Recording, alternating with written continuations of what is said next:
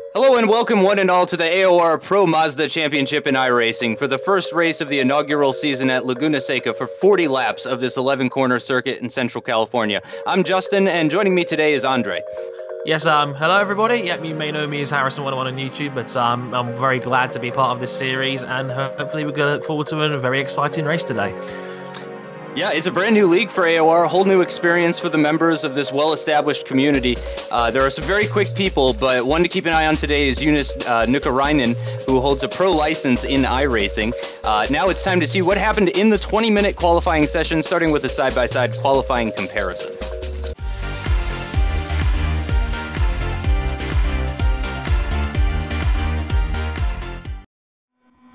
Mazda Raceway Laguna Seca is probably the best place of the Apex Online Racing Pro Mazda Championship to begin because, well, it's in the name, isn't it? On board with Jonas Nukarainen and Kerry Nolden in the qualifying comparison as they take us around the circuit. As the two drivers approach the Andretti hairpin, notice the different lines the two take, as Nukarainen takes a wider entry to achieve a tighter exit out the corner. Both drivers for this section use as much curbing as possible, lifting off only for a moment to ensure they don't take to the gravel and cancel out their times, while maintaining their speed to achieve a quick sector time. This next part is simply driving up to turn 5, but Nolden uses more of the curbing, and while both use all the inside curbing coming out of turn 5, Nukarainen clips the sausage curb, staying in a higher gear and losing speed as we approach the kink onto the Rahal Straight, uphill towards one of the most famous corners in the world, the corkscrew. At this point, Nolden has a clear advantage as we head into the corkscrew, already having at least a 2/10 advantage over Nukarainen, lifting off and getting onto the power as quickly as possible as advised here, as we head into Rainy Curve, where you have to keep to the inside as much as possible. For turn 10, both drivers lift off to glide their Mazdas through the corner, and while Nukarainen uses the curbing as we approach the final corner, Nolden avoids it, with Nukarainen once again clipping the sausage curb. Now the drivers can simply relax towards the finish line, with Nolden taking pole by 0.3 of a second. Back to Dre and Justin in the studio for the qualifying results. Thank you, Crekkan, for that side-by-side commentary. So as we've seen, Kerry Nolden took pole position over pro license holder Jonas Nukarainen after putting in a 1:16.661, almost 0.3 faster than Nukarainen's 1:16.948. Starting in third and only 0.04 off Nukarainen is Jordan Hawson, alongside Patrick White in fourth. Row 4 features Domenico Demeno in 5th and Nolden's teammate Knut Martinsen in 6th. Row 4 has Michael Mittner starting in 7th ahead of Phil Reed, while Timu Valkajärvi and Peter Newman round out the top 10 in 9th and 10th respectively. Starting in 11th is Gino Vanderbroek as the last of the qualifiers in the 1:17s, followed by Christoph Leister, who edged out Kirill Merkulits for 12th by 0.5. Craig Baxter starts in 14th with very little separating him from George Wiseman, Harley Lewis, and Neil Lukens in 15th, 16th, and 17th respectively. Cam Stark starts in 18th with Glenn Bowen and Robert Plumley sneaking into the top 20. Bringing up the rear of the field are Dan Lawrence, Alexander Van Rompuy, Daniel Evans, Vittorio Saltalamacchia, and Chris Frazier. That's how the drivers line up, and now we head to the grid for the first ever race of the AOR Pro Mazda Championship from Laguna Seca.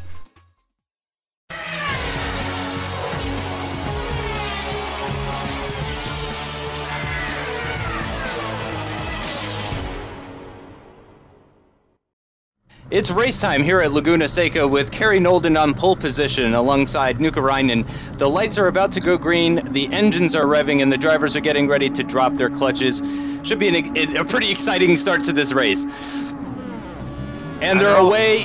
Yep, here they go, and it looks like there's been a little bit of, got some cars going 3 wide through turn 1, the very slight turn 1 heading into the turn 2 hairpin. It looks like Kerry has hung on to the lead, and it looks like Nukarainen is coming under attack a little bit from third place starter, but unfortunately, fortunately for him, he is able to hold him off, hang on to that position. Oh no, and there's been a car in the background there that's gone off and into the barrier. We got another car. Upside down.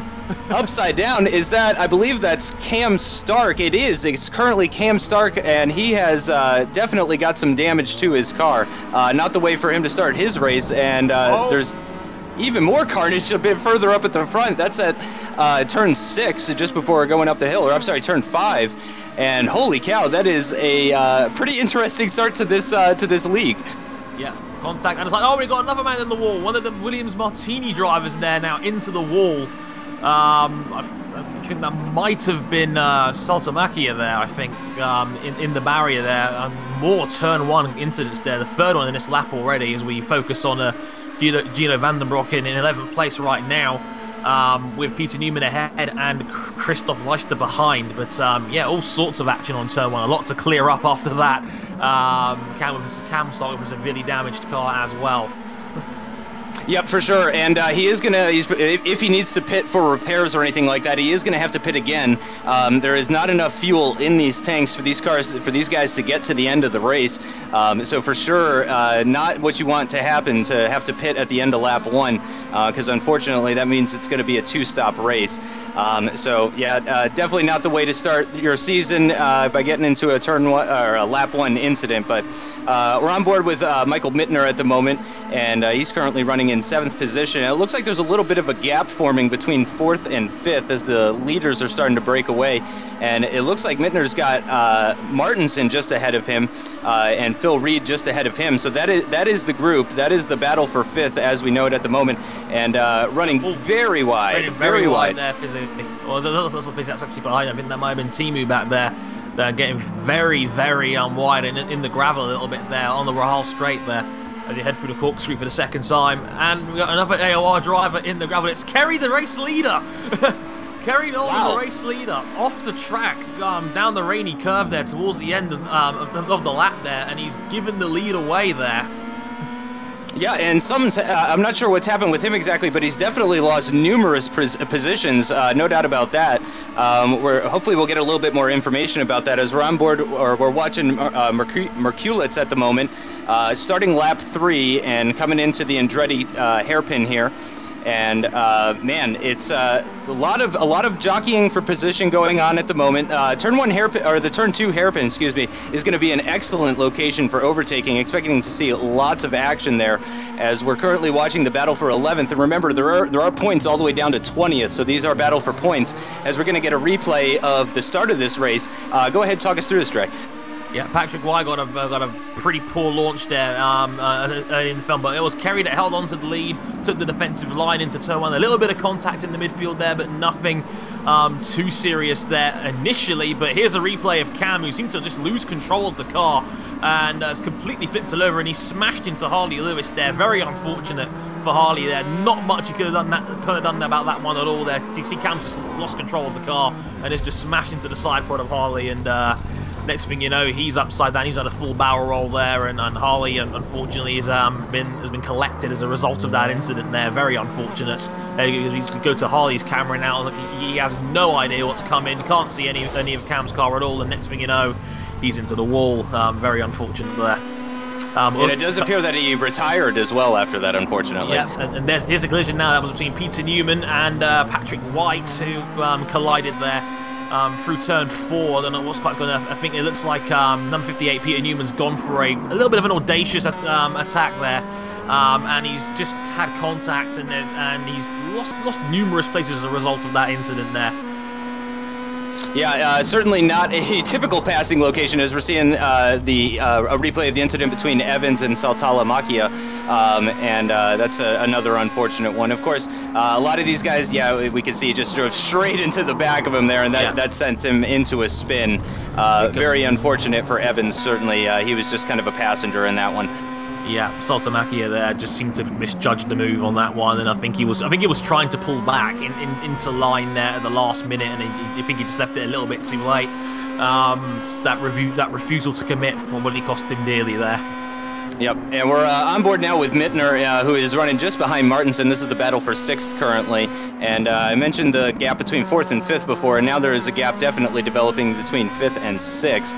And we're seeing, oh no, and that's one of the AOR, that's one of the team AOR cars pulling off, and that is Kerry Nolden pulling off on the side of the track, moving very slowly as well. After losing the lead of this race, he seems to be having some terrible luck. Yeah, I don't know if that's a mechanical incident. Was there some kind of contact we haven't seen on camera yet. I'm not entirely sure there's a team radio call here, by the way. I don't know if I was fiddling about with a button on the wheel and just switched it off. That was weird. Well, it sounds like a problem with his wheel there. Very unfortunate for the pole sitter who started off his season in the best possible way, getting that bonus point. There is a bonus point for taking pole position in this series, so he took that bonus point, but now it's looking like that might be his only points of the day, which is very unfortunate, as it looks like Martinson coming under attack from Mittner as they're heading into the corkscrew up the hill, under braking now for the corkscrew, and it looks like we're going to switch back now to the cars running just a little bit further behind. Nope, we're back with this battle. They're running very close. Not really any more passing locations in the rest of the lap, except for the final corner, turn 11. We'll see if Mittner can get a nice run out of turn 10 here and possibly get a run on Martinson. No, he cannot, and he's going to have to slot back behind, and he's got a car just behind him. I do believe that is Patrick White. Yep, that is Patrick White running in 8th place at the moment.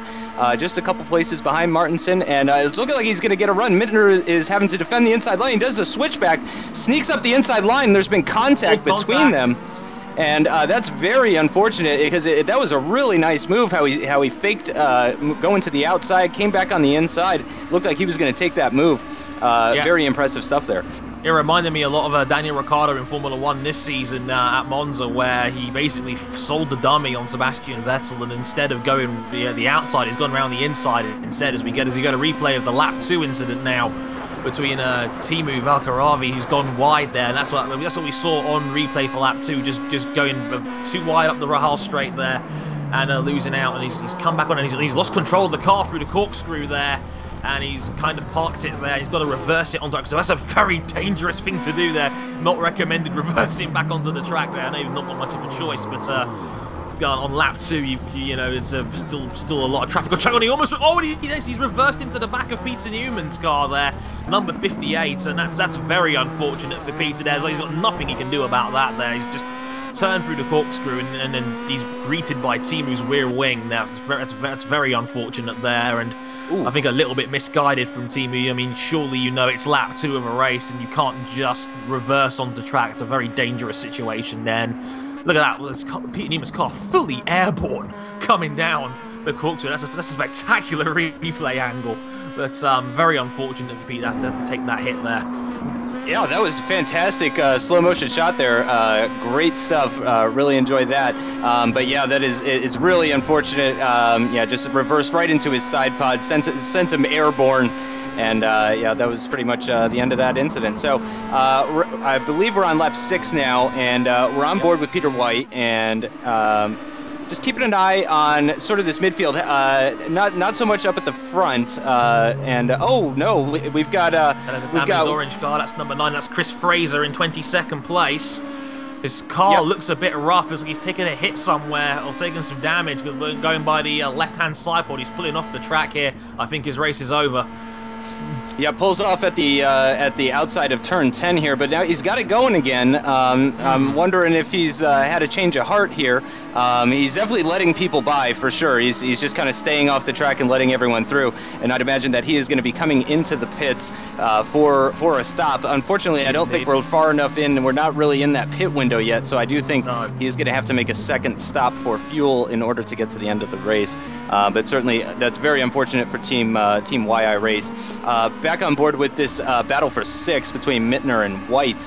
And White having a little bit of a look in turn 3 there. Really not a passing location there at all, but really. Maybe just playing some psychological games, just letting him know he's there, showing him that front wing in his rear view mirror, putting some pressure on him, and hopefully he can move himself up a position just purely by applying pressure very liberally. Yeah, intentionally. Good to see that both cars seem to be okay, because they did have minor contact a couple of laps ago where Patrick tried the switch back into turn 2 there. Luckily, both cars seem to be okay. They don't seem to be losing out too much in terms of time, so very fortunate on both cars' part there, and I'm glad to see them both going out there and still racing wheel to wheel essentially at the moment. And it's kind of worth keeping an eye on the Ferrari behind as well. In the Ferrari livery as well, so they're definitely in range as well. Yeah, for sure, and it looks like that's the other iRacing member. I believe that's George Wiseman possibly behind the Ferrari car. Yeah, I can't tell 100%, but I'm pretty sure. So coming down now into turn 2, into the hairpin. White still behind Mittner. Mittner, I did notice, has a little bit of damage to his front wing. It shouldn't be. Yeah, it looks to be localized on the left side of the front wing, so it shouldn't be too bad. Obviously, it doesn't seem to be affecting his pace too much, as he is keeping White behind so far. But surely, it's making his job that much harder. Yeah. Of course, it's never ideal to have a damaged front wing, but he's doing a solid job of keeping a very slightly aggressive Patrick White behind there. He's doing a good job back there. As we cut to a replay now on track, I'm not sure what we're looking at here yet. Oh, yeah, I think that's his. Is that Mittner's car there, 87? Yes, it is indeed. That is Mittner and Patrick White there as we get to an apex. I'm not entirely sure what corner that is, but yeah, nice shot there again on the replay as we go now on board with Patrick White, currently in 7th place, still all over the back of Mittner's rear wing as we come round to start lap number 9 in a minute. A little wheel on the gravel there for Mittner, but then nothing really affected there, but he seems to have gotten a good run here out of the final corner, so maybe you can use that slipstream down through turn 1 and towards the hairpin for turn 2 this time around. It might be difficult to defend here. He's got a good run. You can see the slipstream kicking in now through turn 1. He's going to take the long way around into turn 2. Mittner's got to get defensive, but that's a damaged AOR car. That might be, yeah, it is indeed Martinson there from 4th place, who seemed to have maybe lost control of his car somewhere, and he's in the middle of a sandwich now, and he's trying to hold off Patrick White there, and he's slotted himself now right in the middle of the Mittner and White battle. And so, yeah, essentially it's now a battle for 5th, 6th and 7th between Martinson and White, and Martinson's got a little bit wide here through turn 5. They're going wheel to wheel here between Martinson and White towards the Rahal straight now, and turn 6, and White's gone down the inside, and he's made the move stick. That's a lovely move there from Patrick White. Absolutely beautiful move at turn 6 there. Great driving from Martinson as well. Very respectful, very clean driving. And he loses another position though in the corkscrew. He's losing positions hand over fist. He went from 4th down to 6th, down to 7th. And I think he might even be running in 8th now. And that is confirmation. That is Merkulitz that is behind him in the Ferrari. And then we got Baxter behind him, who's dropping off a little bit of the Ferrari of Merkulitz at the moment. So we kind of got this 5-way battle going on between from Merkulitz all the way up to Mittner, yeah. So, yeah, pretty serious battle going on here. Obviously, the German Mittner, he's going to be very happy about being able to pull a little bit of a gap. Fizzy slotting in there has really helped his chances here. Is going to give him a good opportunity to try and break away from this pack. Yes, indeed. Yeah, obviously the Martinson. We haven't seen the full replay whether it was a spin or whether there was some kind of incident we haven't seen yet. But it certainly seems to have shaken the pack up a little bit there. It's got a little bit of distance here and there, and now Martinson's got to defend quite carefully, as well as be wary of what's going on ahead of him as well. He's in quite a difficult sandwich situation here. Yep, not an easy position to be in, certainly. And Martinson doing his best, hanging on to his current position, doing what he can to try and defend from Merkulitz behind, going through the corkscrew and nicely through. He doesn't, from what I can tell, he doesn't seem to have any major damage, but with these cars, even the slightest suspension damage can cause you to lose precious tenths per lap. So it's possible that Martinson has received some sort of mechanical damage as he runs very wide and nearly off the track through the final corner there, probably getting a little bit of a warning there for going off. And there is a definite gap forming between Martinson and 7th up ahead. And you can see Merkulitz here is definitely looking for a way around Martinson so he can try and keep up with that pack up ahead.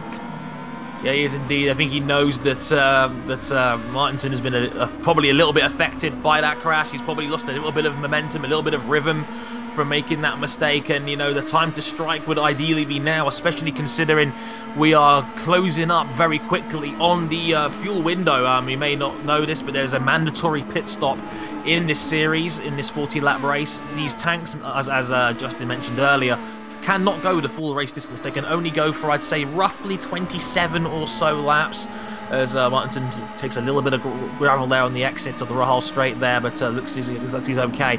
But roughly, expect cars to be coming in around lap 13, 14 to make their mandatory stop to be able to finish the race. Yep, I think that's really when we're going to see the start of the window. It's a wonderful fuel strategy that they've set up for this league. It really keeps things spiced up. It's just the one pit stop that you have to make, but drivers have the opportunity to run a very low fuel first stint, try and give themselves an edge over the rest of the field, or they can run long and try and get themselves some clean air once everybody else has come into the pit. So there's a number of different strategies that we're going to be seeing in this race, and it's going to be really interesting to see how those play out for the different drivers. I'm sure some are just going to be trying to stick to a 20-20 sort of strategy, 20 laps on the first stint, 20 laps on the second stint, and it's going to be very interesting to see how all that plays out exactly. Yeah, exactly. Again, very, very nicely balanced fuel rules. Again, it's a little bit, again, making an old school F1 reference here, a little bit of the refueling days where you'd have a difference of pace, and you'd see how different things would play out as we get another onboard shot from the guardrail. I think that's Patrick White again there coming through and the replay cam there. But yes, it's definitely a bit of a refueling reference there, and the differences of pace will certainly make things a little bit more intriguing, because it'll add a couple of question marks about pace as we move on board with George Wiseman in 11th place right now as he goes through the corkscrew, with Gino Vandenbroek right ahead there as well. So there's a freeway battle emerging now for 10th position. As we come around to, I think, the start lap, I think we're on lap 12 now, I think, roughly, as we come towards that first that pit window like we mentioned earlier. So we expect to see some of the cars start to move into the pits very shortly. I would say in the next handful of laps we'll be seeing the field shaken up a little bit. Yep, for sure, and that's another part of pitting early. If you go for a low fuel stint, you're going to slot back into traffic, and that's going to play a big role for sure at the front of this race about who's going to get the podium positions, who's going to get the win. If people slot back in and they end up behind a bunch of slower cars who are also on older tires as well, that can certainly throw a spoke in the gear of several of the front runners if they're not careful about that. Now, tires is one thing that we haven't really touched on just yet. Some people are probably going to be taking tires, others will not. The tires will hold up for the full 40-lap race. Of course, it is faster to run the fresher tires, but of course you lose massive amounts of time in the pits. So that's going to be another part of the strategy as to whether or not people are actually taking tires.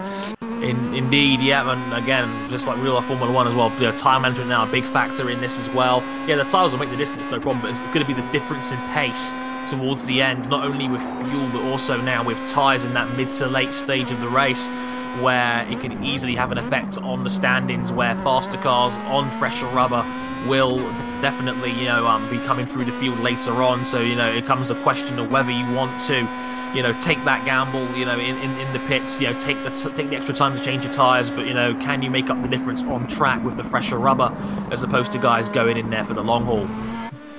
Yep, absolutely. As we're having a look at Martinson now, I believe it said he was running in 9th at the moment. Yep, he is in fact running in 9th. He is defending from Vandenbroek behind, and I got to think that he is experiencing some sort of damage or difficulties. I don't think it's purely psychological. Obviously, drivers, though, are almost instinctual animals. They see somebody suffering. They see someone maybe going a little slow, running a little weak, and they all just pounce immediately. And they see that weakness, and they know I can gain a position. So Vandenbroek certainly would have seen Martinson dropping through the field up ahead, and so he's got to feel pretty confident about his chances about taking that 9th place position. Yeah, he's in a nice spot right there. I mean, yeah, Martinson isn't losing too much time. He's not a million miles away, but I think he's just about in that window where he's not going to be able to get a draft from 8th place ahead of him, and that kind of makes him very vulnerable to a Vandenbroek attack here, which we might just witness right now on lap 15, as we actually have a side-by-side move further ahead as well. So we could be seeing some action here into turns 1 and 2 very, very shortly. Up ahead, I believe that's Mittner. I think that's Baxter there in 7th place, and Marculet's in 8th, as Martinson is able to defend from Vandenbroek there through turn 2. But yeah, great side-by-side race in there. Actually, that appears to be Bowen. I'm not sure if he's on the lead lap. Yeah, that does appear to be Glenn Bowen running just ahead of Martinson. So, no, that's okay. It's a similar livery. So, I mean, I'm not sure if he's running a lap down or if he somehow snuck into 8th place, but I think he might possibly be running a lap down. So he might be getting a blue flag. I think we'll find out on the run up the hill here. If he is getting any sort of blue flag, this is going to be where he's going to let them by, I'd imagine. Yeah, he is indeed. Yeah, he's indeed a back marker being lapped. Blue flags in this league are not mandatory; they're just advisory in this league and in the context of iRacing. But obviously, for the sake of good sportsmanship, it would be probably the right thing to do, just to let these faster cars come through now, because it seems to be hurting Martinson, because the Vandenbroek is now literally right on his bumper here as you go through the final corner, and that's not an ideal place to let the field through.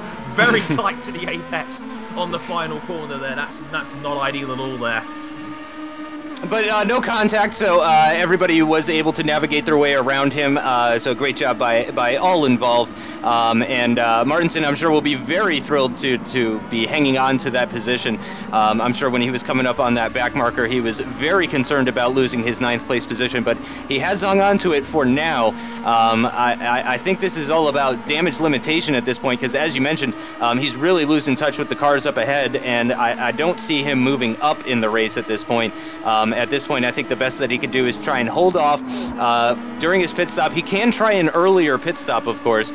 He might be fueled for a long first stint, but as we get into that pit stop window, he does have the option of coming into the pits, getting that fuel, and going ahead and getting that repairs done if he does need repairs, in fact. And it does look like he is kind of coming under attack at this corkscrew, but no, he's able to hold him off.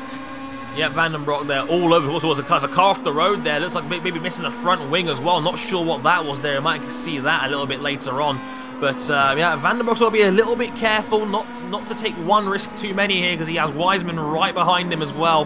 He's got to be aware of that and the chasing pack behind him, as well as obviously trying to make a move on Martinson. He looks like he has the measure, he just can't find a way around yet. He's trying again now through turn 1 and 2, so towards the hairpin again. He's much closer to the back of Martinson's car, but he still can't find a way around yet. Martinson with some good defensive driving there, doing just enough to keep Vandenbroek behind.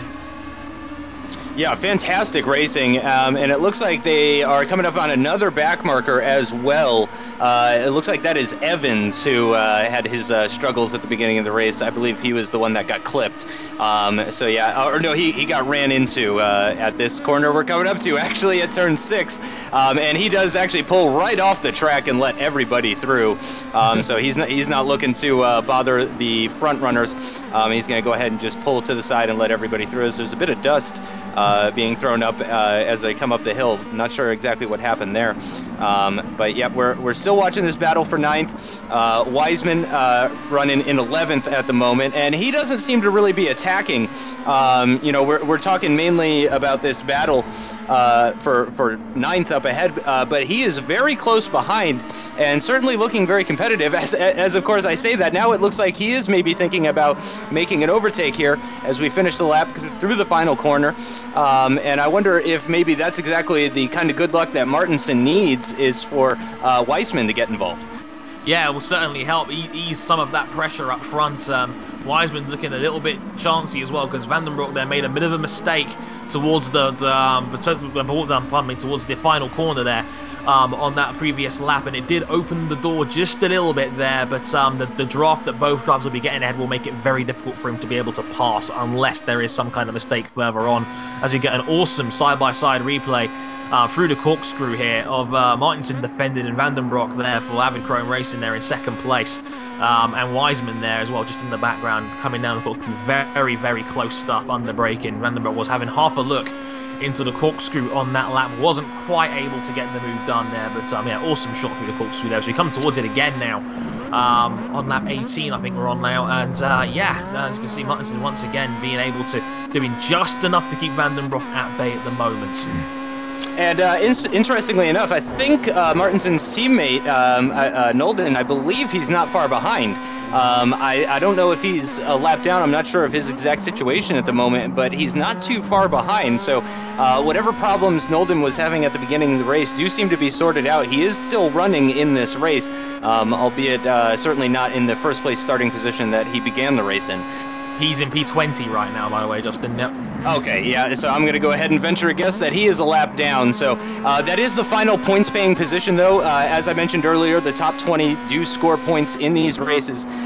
So that certainly would be a couple of points that he would be happy to pick up after the problems he's been having. And certainly some much-needed points for the team as well, as he is part of that AOR team with Martinson.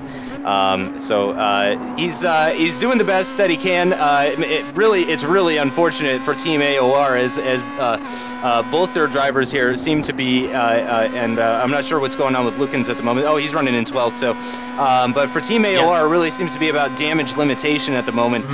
Really unfortunate for these guys who looked like they were going to be some serious race win contenders. Yeah, Kerry had electric pace in qualifying now, clearly on pole position by a good quarter of a second on the rest of the field there. So he wasn't going to have to chip. Oh, that's a bit of lag, and that's Vandenbroek there into the wall and out of the race. I'm not sure what happened there. He's out there from P10, and all of a sudden it looks like Vizzy's car, like Martin's car, just disappeared. And the next thing you know, Vandenbroek's in the wall and out. Yeah, out of this race entirely. I mean, and he hit that barrier at a pretty good rate of knots. I'm not sure if he's going to be able to even limp back. As we see the replay, you can see the car is actually lifted off. He couldn't reverse if he wanted to. The rear wheels aren't even touching the ground anymore. It's like a dart. Network out. With Vandenbroek, yeah. Screen froze. No control. Yeah, obviously very disappointed about that is Vandenbroek, as he was just a passenger at that point. Nothing he could do to try and save that car. You could see he's on the brakes, but brakes don't mean very much when you're lifted up in the air, and you can see the severe damage to the front end there. Even if he could get a tow back to the pit lane, he would lose significant positions, as we're going to see another replay here of just how much air he caught. Yeah, exactly. It's amazing how much flying we're seeing in this race. Very difficult track is Laguna Seca. Very unforgiving, very technical. Lots of altitude changes as well. So certainly not an easy track whatsoever. And that's exactly what we're seeing here today. We're seeing the track fight back. Indeed, yeah. It was like watching a dart flying towards a dartboard there for a minute, seeing Vandenbroek's car fly towards the wall there. I've never seen that happen before, really, in any form of motorsport, where like just a little bump like that has caused Vandenbroek's car just to go completely flying, and it literally sticks it in the wall. Spectacular incident there. Obviously, very disappointed with that, as he probably most likely should be after an unfortunate incident like that. As we keep an eye now on Mittner in the battle for 6th place. A small bit of lag there, but I think it's the battle for 5th there. I think, Justin.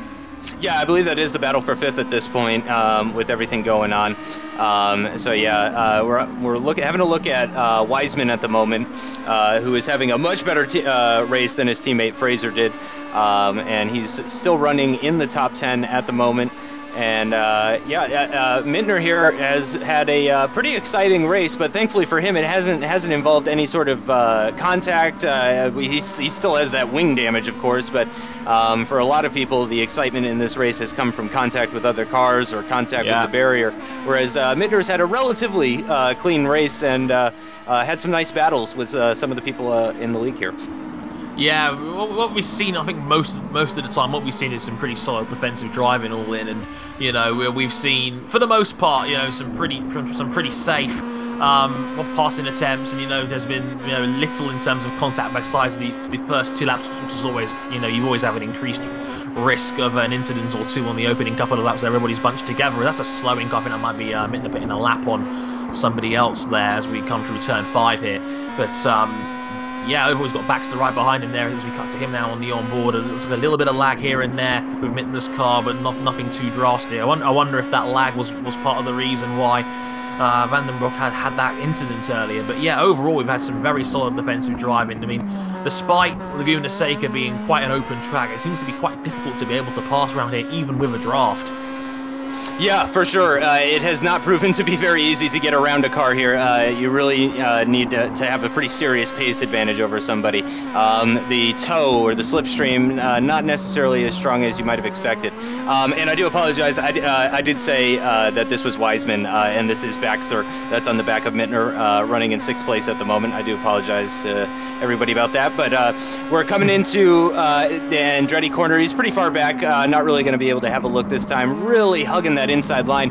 Turn 2 here at Laguna Seca is one of those corners that has 100 different racing lines that you can take through it, and you're not going to see a huge difference between them, but obviously Baxter opting for the very tight inside line through that hairpin, the Andretti hairpin there, and he's still running very close to Mittner, but it's really not looking like he's even had an opportunity to go alongside.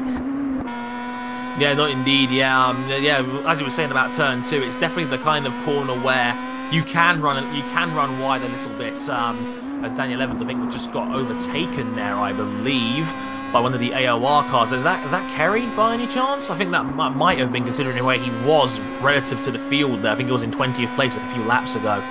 But yeah, like, I believe you're right. Yeah, I think so. I think turn 2 is definitely the kind of corner where it's kind of like a double apex on that hairpin. You can afford to run a little bit wide through that corner and not lose particularly too much time, because you can cut back in towards the corner on the exit. So there's definitely a range of lines you can take through there and still be able to make it work. Obviously, driver preference comes into it, but yeah, overall, there's definitely multiple ways to get around that corner. That probably is the best spot for passing on this track. But we haven't actually seen too many passes into turn 2 as of yet. Yeah, surprising, isn't it? For sure, it's what you would expect to be the #1 passing location, and as you mentioned, really haven't seen too much action there. It's surprisingly enough been at just about every other corner that we've seen all the overtakes happening. But we're on board with Evans now, who already lost a position, and it looks like he might be coming under attack from Bowen for yet another position, and he's still got damage to his car as well. And I got to imagine that we're going to be seeing some of these guys coming into the pits. The pit window is open as we're taking a look at the leader. Nukkarainen is lapping somebody at the moment. I do believe that was Van Rampui. And they're going into turn 2 now. So he seems to be having a very comfortable race at the moment in the lead. Not too much going on for him. It really seems like all he's up to at the moment is just navigating his way around the back markers. As we're seeing this battle now for a 2nd place in the race, and this is a little bit more interesting than what's been going on for 1st place, as they're going into turn 3 now. This is a little. Oh, there's actually some damage there. I believe on Housen there. And I wonder if that's going to be affecting him at all, and I wonder if he's going to be coming under attack and possibly having to defend that 2nd place position.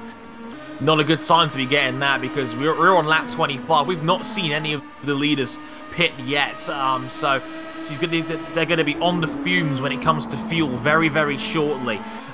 So you don't want to the last thing you want to be doing right now is losing any more time to the race leader, given you're going to be in the pits in the next couple of laps or so. We reckon, I think we think the fuel tanks are good for about 70% race distance. So lap 27, 28, you would think most of the fuel would be coming in roughly. So yes, it's a situation where we're not quite sure how Housen got the damage on his car. I don't think we saw that initially.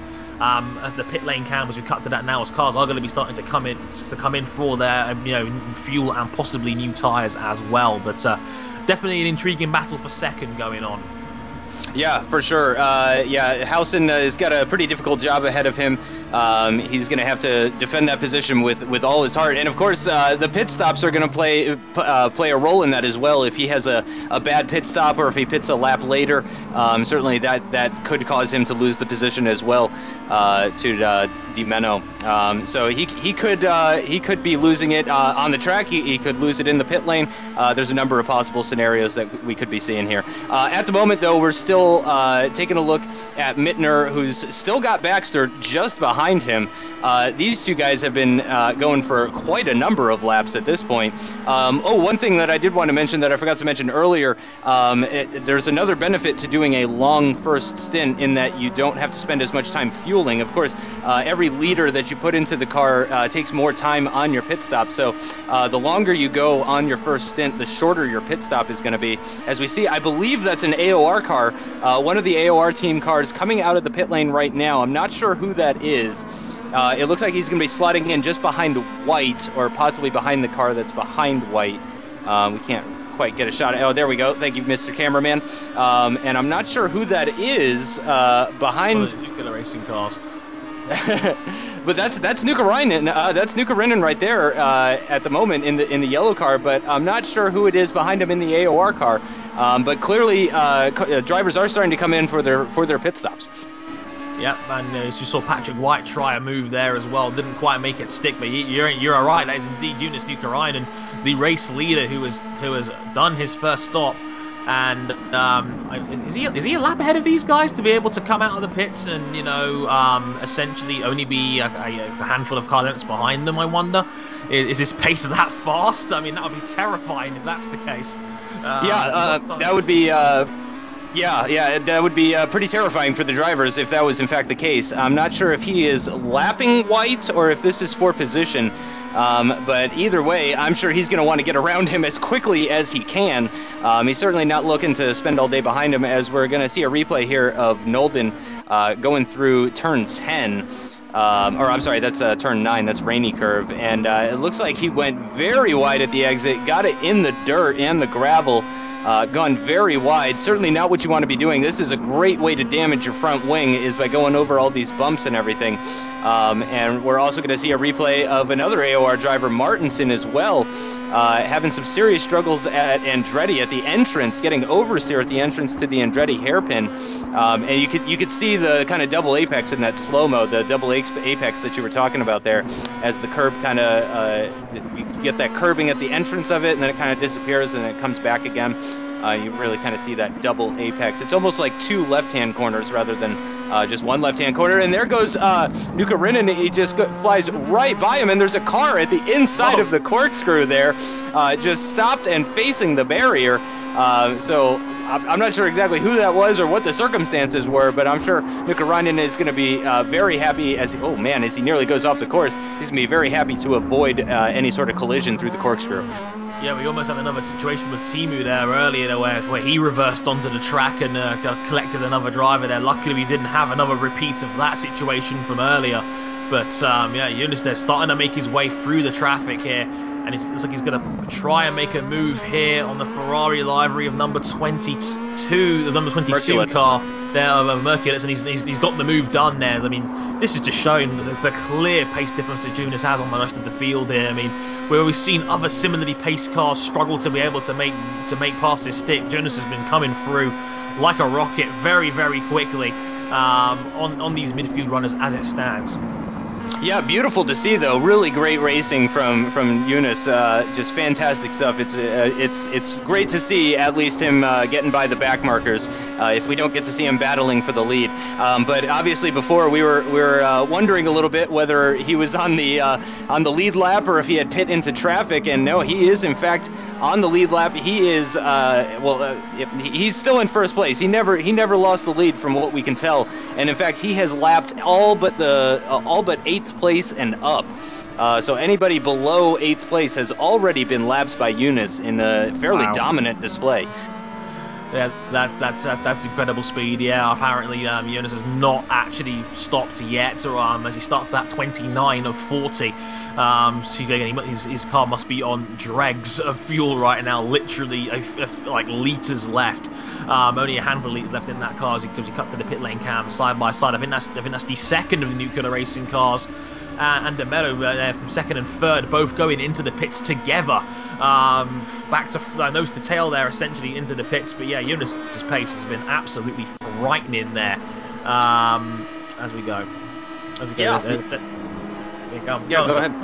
Oh, okay. Well, yeah. I mean, Eunice. I mean, it's just been unbelievable. Of course, we did just learn that he has not pit yet. So there's at least that little bit of make the drivers feel a little bit better, knowing that he hasn't pit yet. But of course, that's not going to mean a whole lot. Maybe 30 seconds for a pit stop, 40 seconds for a pit stop. I mean, he could take all 4 tires. He could replace all 4 tires and probably still come out in the lead of this race with incredible grip. Indeed, yeah. I mean, if you're in the leading position and you have that kind of luxury to have that kind of gap, as I think he's into the pits right now, race leader, yeah, that is indeed the race leader. That's Jonas Nukkarainen, the race leader, into the pits. If you have that kind of luxury and have that kind of space ahead of you, why not change tyres and make it absolutely safe? And not risk losing your lead or any time on track afterwards by pitting for a fresh pair of rubber. Yep. And we're taking a look right now at Phil Reed, number 44. He's already stopped. He's made his stop. He's running just behind Van Rompuy, who in that beautiful Lotus livery, who I don't believe has stopped yet, as his car still has some visible damage to it. So I'm wondering if he's actually made his stop. But they're coming through turn 6, climbing up the hill now towards the corkscrew, and it looks like they're going to be going side by side. And Van Rompuy just lets him through, and he just slices through right through the corkscrew. Very nice move there. Yeah, he wanted none of that. going into the corkscrew there. Round the outside of the corkscrew is kind of an ambitious pass in the sense of you have to have the speed to go around the outside and be able to take the apex through the second part of the corkscrew. It's a very risky maneuver, so to speak, but he's managed to make it work there. I think Van Rompuy there didn't really want to contest that one too badly, given that Reed has just come out of the pits with new fuel and maybe new rubber as well. We're not entirely sure on that one, but yeah, great move there from Reed. Yep, and we're moving back on board now with Martinson, currently running in 8th position, and it's been a little while since we've seen Martinson having any battles, so it looks like his race has kind of stabilized a little bit, and not as much action certainly as he was seeing earlier in the race, but not too much left to go in this race. At the moment, I believe we're approaching the 3/4 mark of this race, of this 40-lap race. And certainly this is going to be a nice points haul, though, for Martinson, who hasn't had the easiest of races. Yet we're actually past the 75% point of this race. So hopefully, for his sake, Martinson can hang on to this 8th place position. I do believe we did cut to, I think that was Patrick White that was running just behind him. I think we're going to find out very momentarily here. But yeah, Martinson, I'm sure he's got to be wondering what if he would have been higher up the order, but at the moment he's got Patrick White just behind, and he's going to try and hang on to that 8th place position. Yeah, and one other thing that's worth mentioning as well, we kind of missed off camera, Demeno has passed Housen for 2nd place through the pit stops, so a change in position for the 2 podium spots as we keep an eye on Martinson and Patrick White going head-to-head now for 8th place as we head towards turn 2 on lap 32 of 40. Here, but yeah, Martinson will definitely be wondering what could have been there. He was in a solid 4th place. He was in a great position there until that mistake we witnessed right there at turn 2, the Andretti hairpin there, where he just seemed to lose control over the curb and lost about 4 spots as a result of that. And he's been very, very close with Patrick White in terms of pace pretty much since that entire incident happened. So again, you're going to have to be wondering what could have been there. I think it could have easily been so much more for Martinson if it were not for that mistake. Well, he might be able to redeem himself here, as it appears that he's really closing up on Weissman here, running in 7th position. I'm not sure if Weissman made some sort of mistake, or if Martinson and White just have that kind of pace that they've been catching up to him.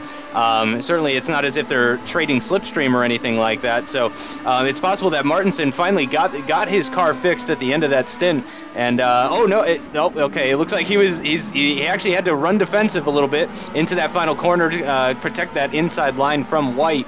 And I'm sure he's going to be hoping that he can get past Weissman before White can get by him. Indeed, yeah, it's going to be a bit of a freeway slugfest coming towards turn 2 now, and Yeah, Martinson did tend to take a very defensive line through the last corner. Seemed to get away with it on terms of a lack of an attack from Patrick White. But he's going for a move down here into turn 3. Martinson gives him the room, runs a little bit wide on the exit, but White has not quite got enough yet to come through. He tries again at turn 4, still not quite enough to be able to get enough of the front nose inside to be able to make the move. And Martinson very respectful in terms of giving room, which is good to see.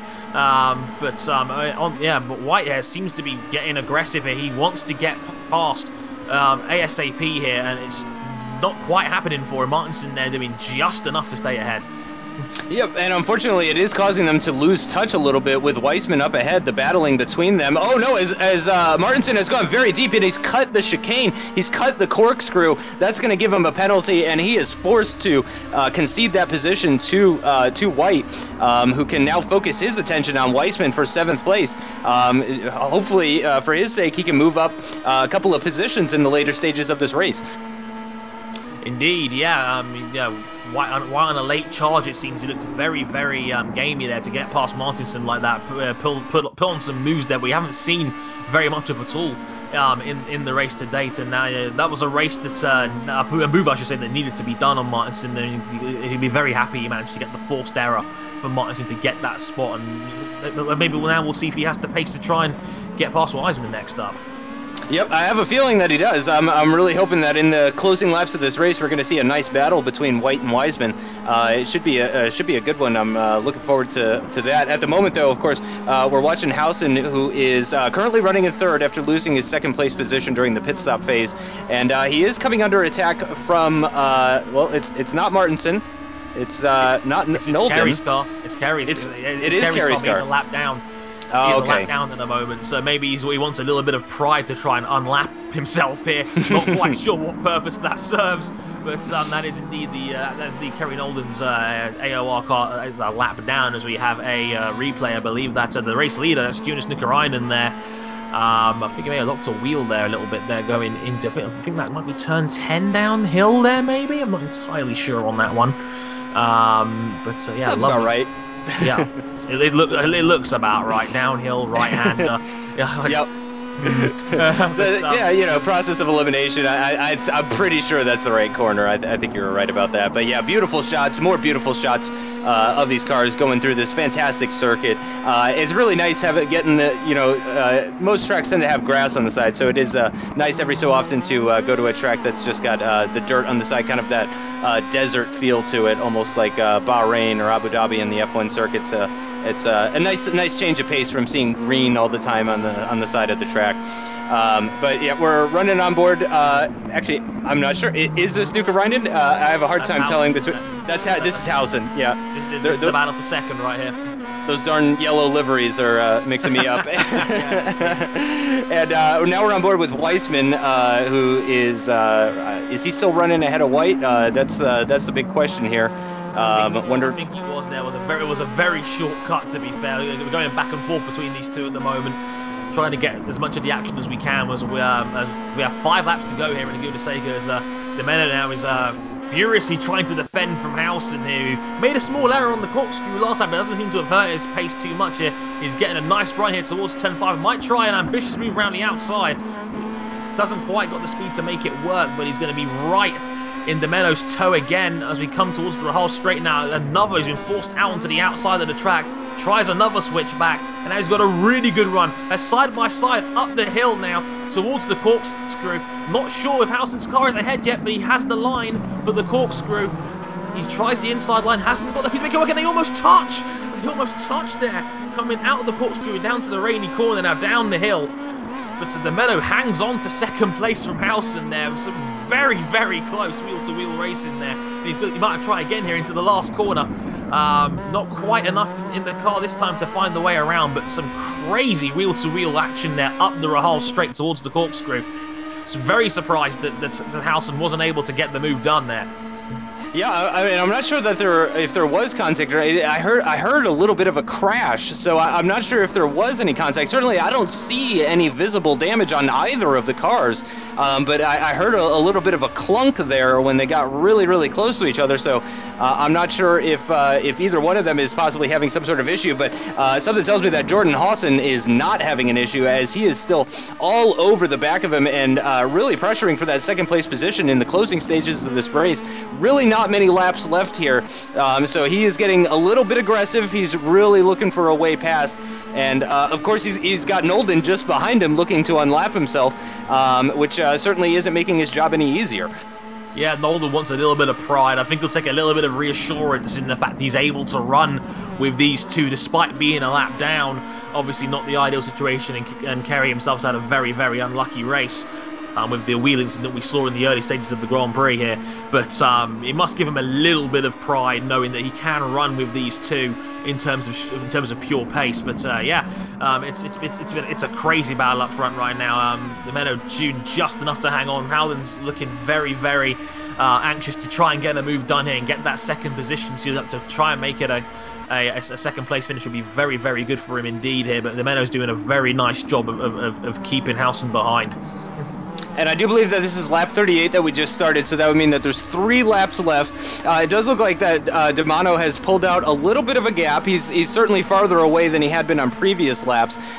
Really, the kind of first sector, that is where Hawson seemed to have a little bit of an advantage, as Nolden here getting a great tow down towards turn 5. But he's not going to have a look on this occasion. He's going to slot back in. I'm not sure if Nolden is going to actually, as you mentioned, the blue flags are not a requirement, but more of a recommendation.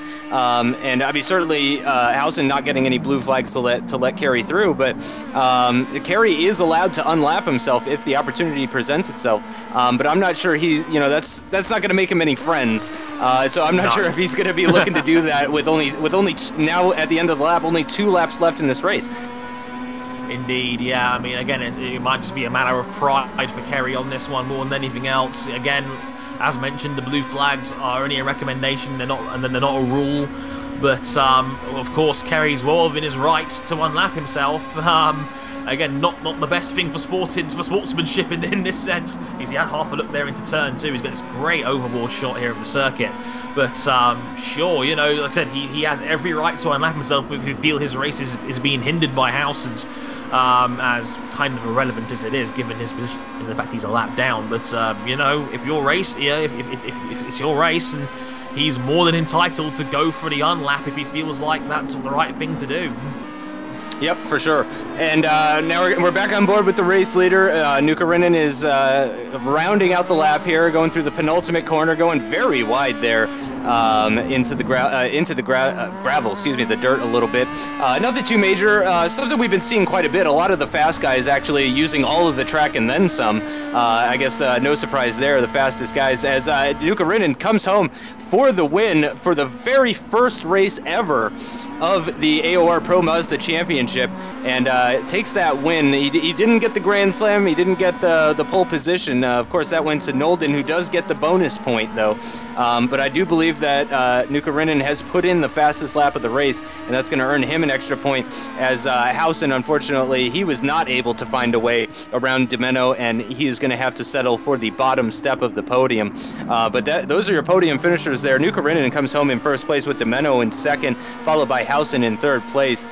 Great battle for second, at least, but it's really a shame that we were a bit robbed of that battle for the lead, possibly, between Nuka Rinnan and Nolden. It's a little bit unfortunate there. Obviously, Kerry just having a bit of a nightmare race in terms of what could have been with the wheel error that we saw early on, and that's a real shame because Kerry looked like he had some great race leading level kind of pace. As we get a last minute, maybe last corner scrap here between one of the Lotus drivers there. Yeah, overall, yeah, it's a bit of a shame that we were robbed of a possible fight for the win. But Jonas showed incredible pace all throughout, and a well-deserved inaugural AOR iRacing League victory. Absolutely, yeah. He really stamped his authority on this race. Really showed everyone what he's got, and it's going to be up to the drivers next race to try and one up him as he completes the parade lap, and he's going to come into the pits, and I'm sure he's going to be very excited to start off his season in the best way possible. I mean, the only way it could have gotten any better is if he had actually got pole position as well. So here's the race results as they finished in the end. Nukarinen finishes in first place with the fastest lap of the race with a 1:16.955, 15 seconds ahead of Domeno and Housen, who finished in second and third to complete the podium. Craig Baxter in fourth, followed by Mittner in fifth, again, who had a very exciting race, but really just hung on to his positions and managed to keep it out of the wall. Martinson, in the end, only finished in 11th, in fact, just ahead of his teammate Nolden. Very unfortunate race for the AOR boys. I'm sure they're going to be looking to improve on that in the future. Merkulitz, in the end, he finished way down. He was in that battle in the top 10 for a while, and he finished a ways down. Of course, Vandenbroek DNF'd after he darted himself into the tire barrier because of his issues. Very unfortunate. Cam Stark, Fraser, Saltalamacchia, and Lewis as well, all failing to finish the race, and they did not complete 90%. Got to complete at least 36 laps here. And Andre, why don't you take us through the points? Yep, Nukarinen going to get 30 points for a race win in this league. Plus, he gets the bonus point for the fastest lap of the Grand Prix. Remember, there's a bonus points handed out for the fastest lap of the Grand Prix and a pole position. He takes a 6-point championship lead over Domenico Domeno with 25 points. The AOR boys, as we mentioned there, unfortunately not the best of days. Martinson there in 11th place with 10 points. Of Kerry, who said got the bonus point there as well for the pole position, so he has the same number of points with 10. So it's going to be a pretty interesting season for sure. That much is obvious. I mean, I think we knew it was going to be an exciting season after the first lap. But great race here. Obviously, there was some incidents. That's bound to happen, especially for the first ever race of a league. Drivers really sizing each other up, getting a feel for one another, seeing how fast each other is, how aggressive each other is. But for a first race of a season, I think things went extremely well. In the team championship, though, AOR does take the lead with 32 points, with Nolden, Martinson, and Lukens ahead of Nuclear Racing, who unfortunately only had one driver in the race today, and that was Nukarinen. But because of his win plus the fastest lap, he has moved his team into second place, only 1 point behind AOR. In the Independence Championship, Domeno takes the lead with 25 points ahead of Hausen, who gets 22. Mittner in third with 17 points. This is the championship for people who aren't in a team, and they can kind of have their own sort of team battle. So that's the way that's shaping up. So next race is going to be at Suzuka. It's going to be 30 laps. Very difficult track. Very exciting track, though. It should be a lot of fun. Of course, the S is in the first sector. Numerous passing locations. I'm really looking forward to it. I don't know about you, Dre. Oh, I'm very excited. Suzuka's one of the finest tracks in world racing, and with more straights, more twisty bits as well, it's going to be a very, very fun track, and I'm looking forward to what should be a fantastic race. Yep, absolutely. So for Andre and for myself, Justin, and of course for Crekkan and Fizzy, that's going to do it for this very first ever episode. I thank you guys for joining us, and we'll see you next time at Suzuka.